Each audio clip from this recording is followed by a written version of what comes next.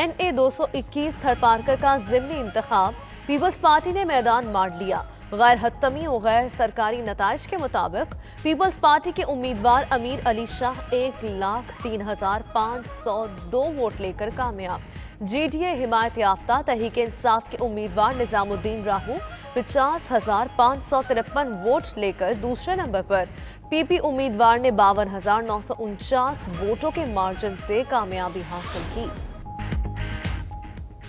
Peoples party की senate election के लिए भाग दौड़, हुकूमती इत्तेहादियों से भी जोड़ तोड़, MQM से राबते, सेनेट इंतखाबात में ताउन की दरख्वास्त, आसिफ अली जरदारी से यूसुफ रजा गिलानी और अहमद महमूद की मुलाकात, वजीर आला हाउस में अरकान असम्बली के एजाज में इशाया, सियासी सूरत हाल और अरकान की तजावीज़ और शिकायत पर गौर। बिलावल भुट्टो ने कहा दीगर जमातों के हम ख्याल अरकान को भी कायल करें।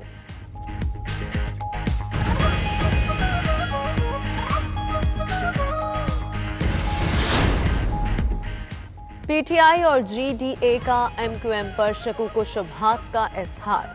वफाकी वजीर असद उमर का MQM पाकिस्तान के रहनुमाओं पर तंज का वार। कहा MQM वालों का एक मालिक नहीं है, इसलिए वहाँ मसाइल हैं। साबिक वजीर आला अरबाब गुलाम रहीम बोले उन्होंने मुत्तहिदा को अपनी हुकूमत के दौरान भुगता है।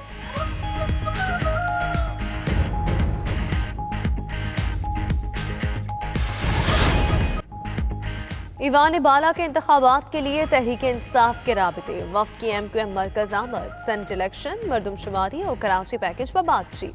खालिद सिद्दीकी ने कहा इत्तेहादी शराइत पूरी कर देते हैं मगर मसाइल हल नहीं होते। असद उमर ने कहा अहदाफ में पेशरफ्त हुई, सिंध हुकूमत कार्रवाइयाँ कर रही है। पीर पगारा समेत GDA ने सेनेट इलेक्शन में हफीज शेख की हिमायत की यकीन दहानी करवा दी।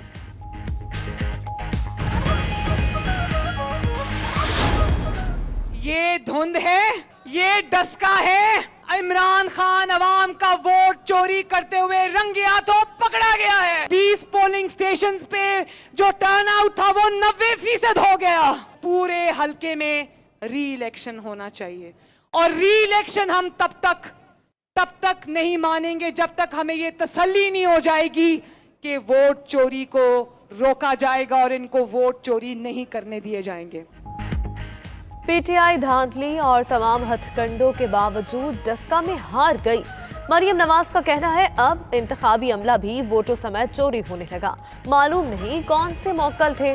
धुंध के बाइस 20 पोलिंग स्टेशंस पर टर्नआउट 90% तक पहुंच गया। अक्ल के अंधों ने अवाम को बता दिया 2018 में तरीका क्या था। अवाम ने असल चोर पकड़ लिए। इन्होंने आटा, दवाइयां और गैस चोरी की।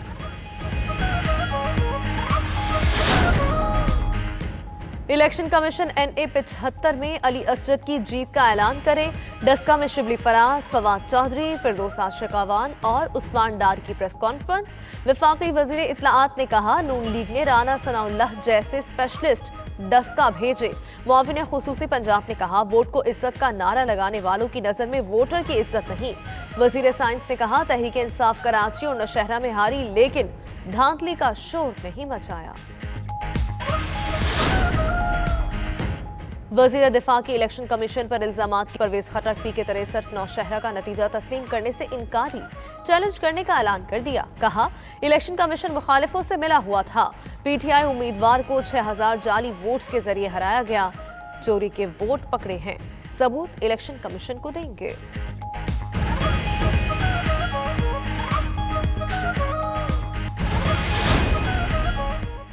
फाइनेंशियल एक्शन टास्क फोर्स का 3 रोजा वर्चुअल इजलास आज शुरू होगा। FATF का इजलास 24 फरवरी तक जारी रहेगा। मनी लॉन्ड्रिंग और खिलाफ पाकिस्तान के इकदाम का जायजा लिया जाएगा।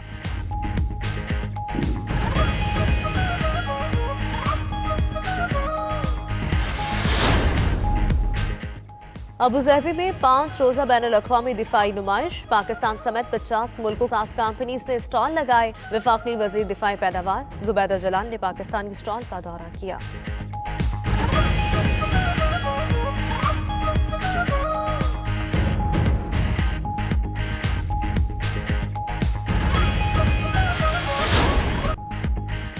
यूनाइटेड और कलंदर्स का भी PSL 6 में फातिहाना आगाज। पाकिस्तान सुपर लीग 6 के दूसरे रोज 2 मुकाबले हुए। इस्लामाबाद और लाहौर की टीम्स ने मैच जीत लिए। यूनाइटेड ने मुल्तान सुल्तान्स को 3 विकेट से हराया। ग्रेगरी ने 49 रन बनाकर सलाहियतों का लोहा मनवाया। कलंदर्स ने पेशावर ज़ल्मी को 4 विकेट से शिकस्त दी। मोहम्मद हफीज और राशिद खान ने उम्दा बैटिंग की।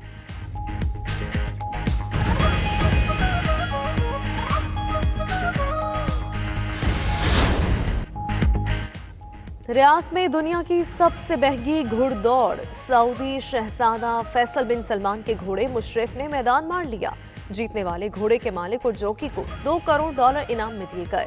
रकम पाकिस्तानी रुपए में 3 अरब से ज्यादा बनती है।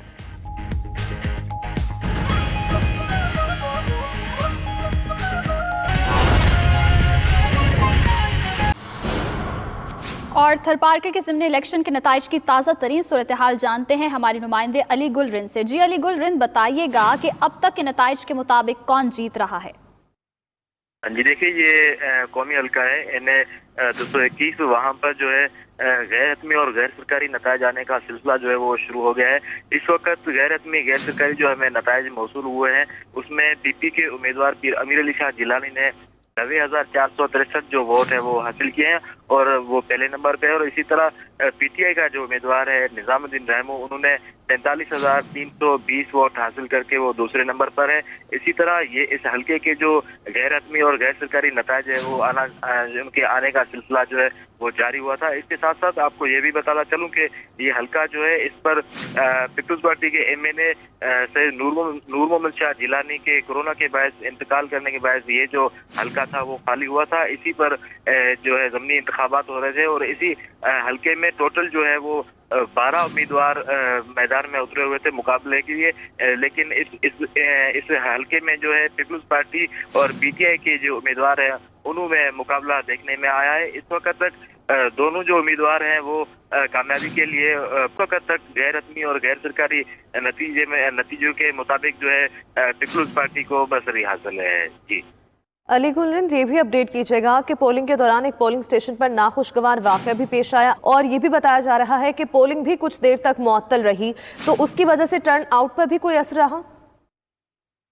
जी बिल्कुल, थरपारकर के तहसील छाछरों का ही गांव था जहां वाकया पेश आया था। वहां पर मौजूद पुलिस और वोटरों से हमारी फोन पर बात हुई थी। उनका ये कहना था कि जो है वो अचानक लगी थी और उस अंदाजा या उसका हतमी जो है वो किसी ने बयान जारी नहीं किया।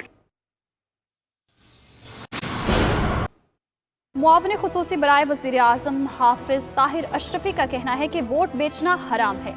सेनेट इलेक्शन ओपन बैलेट से होने चाहिए। यूसुफ रजा गिलानी को कुर्बानी का बकरा बना दिया गया है। ये भी कहा कि अगला वज़ीर आज़म वही होगा जिसे अवाम मुंतखब करेंगे। फैसलाबाद में खिताब के दौरान मजीद क्या कहा, आप भी देखिए। वोट बेचना शरअन हराम है, शरअन हराम है। ये दारुल इफ्ता पाकिस्तान और पूरी दुनिया के उलमा का फतवा है। और जो ये काम करते हैं उनको क्या कहा जा सकता है? वो अपने आप को भी बेचते हैं, अपने ज़मीर को भी बेचते हैं, अपने वतन को भी बेचते हैं, अपनी पार्टी को भी बेचते हैं। इसलिए हम कहते हैं, देखो ये तो एक सादा सा नुक्ता है कि आओ साफ शफाफ इलेक्शन के लिए ओपन इलेक्शन होने दें। लेकिन यहाँ पर भी एतराज है क्योंकि अच्छा काम इमरान खान करे तो हमने नहीं करने देना। इमरान खान इंशाअल्लाह अल्लाह उससे सारे अच्छे काम करवाएगा।